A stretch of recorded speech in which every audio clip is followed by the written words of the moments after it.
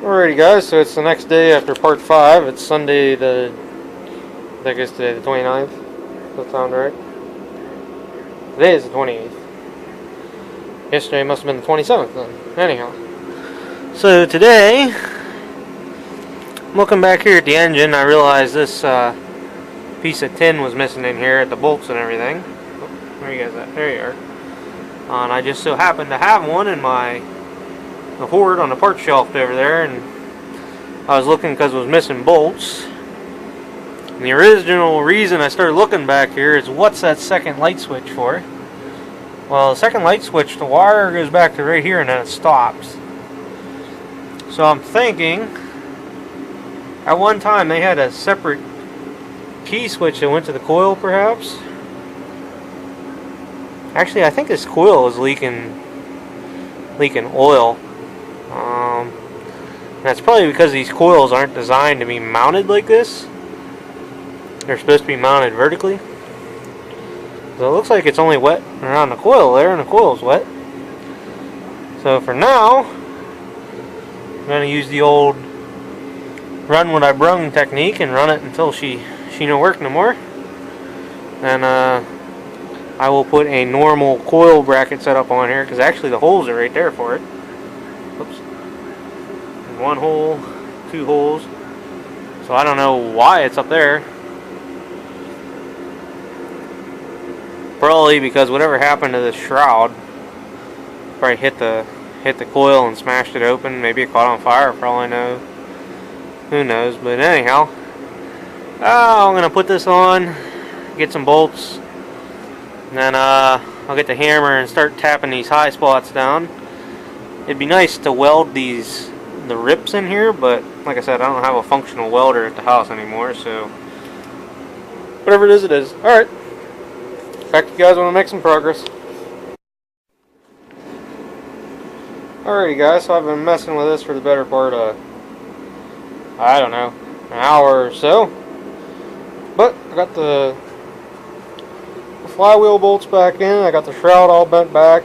I also had to massage that back into a debris scraper shape. It was all bent and flexed out, so I'm guessing at some point they backed into something hard, or like I said, and I've said this countless times, the hill and grade that this machine worked on was,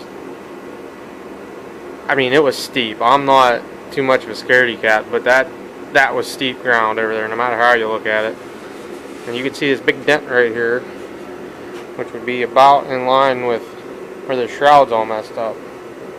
So my personal theory is that while they were going up the hill, the clutch gave out or something. I don't know if you can tell, but the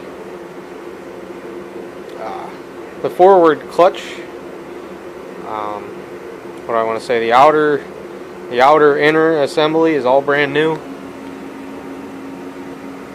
To me, it's definitely been changed because there's no orange paint on it, like if it was original.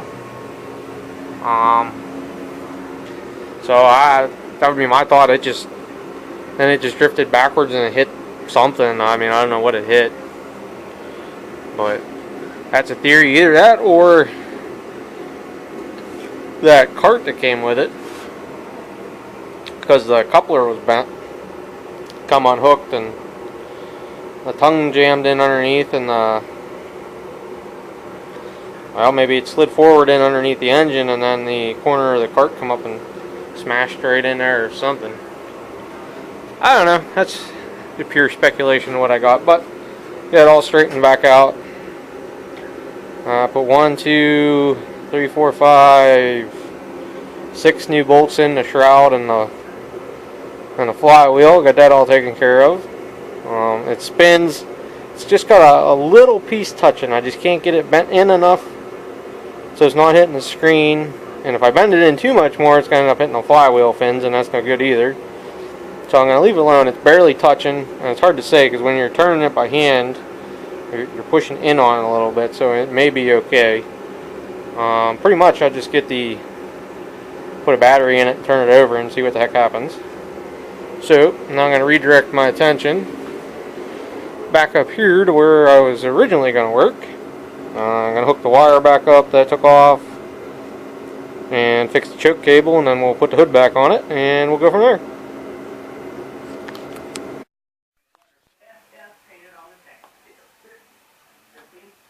I cannot believe there's a bee buzzing around in here. Must have found the warmth and come in somehow. Oh. Well, some insulation fell down. That's kind of weird. Why is my insulation down? Oh boy. Okay, so choke cable observation. I am pretty sure something is messed up with the cable. Hopefully you guys can see it down there, but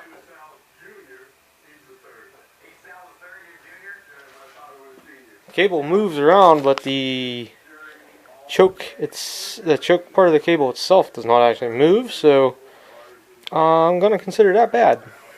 So we're gonna need another one of those. I think I got one of them stashed over there in the tank garage. Should be able to handle that. It's annoying when you need the choke to start it every time. You have to reach back and flip it, or get off and flip it. So yeah, let me get a choke cable. Hold on. Alrighty guys, so I don't know if you can tell or not, but I decided to move the coil back here just because you can see there's so much oil leaking out of that coil, and as some of you guys know and many don't know, these coils are oil filled, and that's what keeps them cool. So if you see one leaking oil, it's normally a sign it's going to go bad. So more or less, this coil is probably going to go bad at some point, but that might prolong its experience for a while. And I ended up putting a new choke cable on back here. It's actually a throttle cable off another machine. I don't know if you guys can see the nut there. See how the nut is on that one. Because I found a choke cable, but the Z-bend was broke off the one end. So it does work. Does it stick a little bit? Yeah. If the machine's running, it'll probably vibrate off. Probably. So I think I got everything wrapped up back here I want to. And I pretty much have everything figured out up here, except for hooking that one wire back up, I think. And seeing how that battery's doing on charge over there, I don't know if it's doing anything or not. Had my little trickle charger on it for a couple hours anyhow. See what it does. So probably about 7 o'clock at night. Probably about time for me to, 6:40. About time for me to call it a night early again. So here we go. It's raining a little bit. I don't know if you guys can hear it or not. Autofocus. There we go. Alrighty guys, there's not really going to be a whole lot I'm going to be able to show of the lift. Basically I got the handle off, and look, you can see where the handle was. It was chrome at one time. But more or less, this rod is supposed to have a threaded portion down here, about, say a ½ inch longer. And that is MIA, and the little piece it threads into, which actually holds the lift up, is MIA. Probably because that broke and it fell out in dude's yard somewhere. It happens. So, as you can see, this is an assembled one, and can you guys see the threaded bits down in there? Probably not. Just make the threads out down in there. So basically, it'd be nice if I could do this on camera. Probably not. Nope. Let me take this apart and I'll show you guys how this works. Okay guys, I got it clamped in the vise here. About the only thing I know to do is get a pair of vice grips and thread it out. I actually hadn't tried it before I turned the camera on. It was pretty loose. That unthreads out of that piece down there, so we'll see if we can't take this apart on camera. Okay, now see this whole rod comes out. And look at that, a threaded bit. So, we want to keep the rod because we need that. And If one of you guys would come and hold this, I can run the camera too.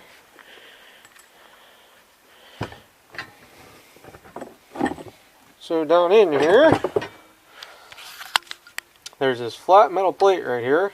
Whoops. This flat metal plate that has a tab that sticks out on the back here. And that's what goes over and locks your lift. More or less, that threaded bit is what keeps it in there. So, as you can see, they're real easy to change. And real easy to put a new rod in. Now, are these still available from Gravely? I don't know. I've honestly never looked up lift parts before. You can give me something to par with at work tomorrow, but like I said, they're not easy, or they're not hard to work on. The only problem would be is if you break this casting or you do something to this tube. These are a nightmare to get off. I have had multiple people say that. You heat them up cherry red with a puller on them and they'll just come off of there with a bearing splitter. Is what I've heard. One of my buddies has a special puller he has that'll work on these. I have been unsuccessful to change them as of this date, but I also don't have a big rosebud torch or anything, a torch set, so I didn't even have map gas the last time I tried it. I was using propane. So, let me go over and I'll put these bits in and then I'll show you that the deck lift locks up. So, here we go. Back over here. Show you the difference in the rods here.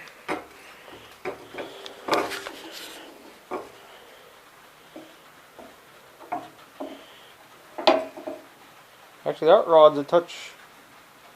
The rod I'm going to put in there is a touch shorter than the one that was there. Go figure that out. I don't know what this was off of. It was red, so it was off of 800 or 8,000. That could have really hurt. But I'm going to put the little piece in here, and then I'll see if I can't get the threaded bit worked down in there, right? So, there we go. See if I can hold you in a flashlight so I can see.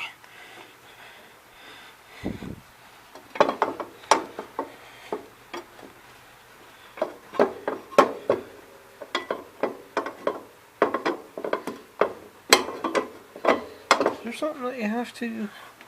I don't remember this being that much of a pain. Well. Hey, there we go. Must be a little hole that has to fall down in. And I'm pretty sure it's threading down in right now. It's threaded in somewhere. I don't know what the heck it's doing. Yep, it's threading in.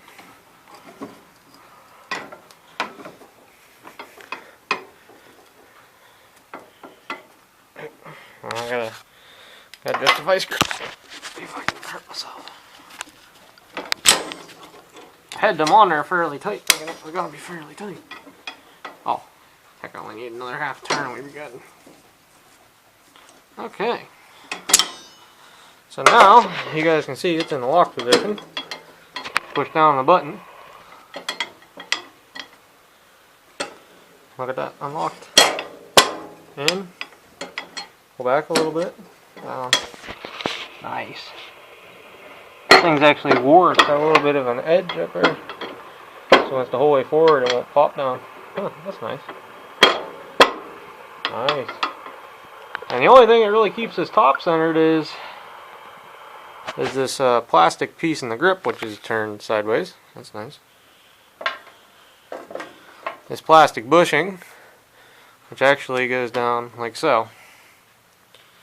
And then, get your old trusty ball peen, carpenter hammer, whatever you want to use, and you take and drive that down on there, and then your lift handle will work.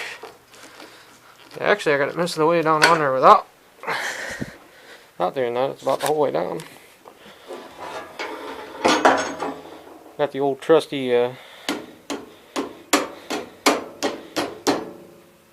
framing hammer. It might be a 24 ounce, I don't remember, but right down on there. That's all there is to the lift handles, guys.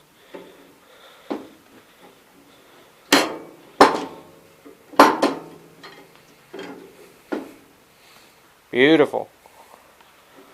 So now the lift actually works. It'll make this tractor just a wee bit useful. Just a wee bit more useful. So, in theory, you could put a snowplow on it if it had the snowplow brackets. Or something. 40-inch deck. That. Bits will go over here. Next video. So, anyhow, guys, that's it for this segment. Segment of the lift, part 6.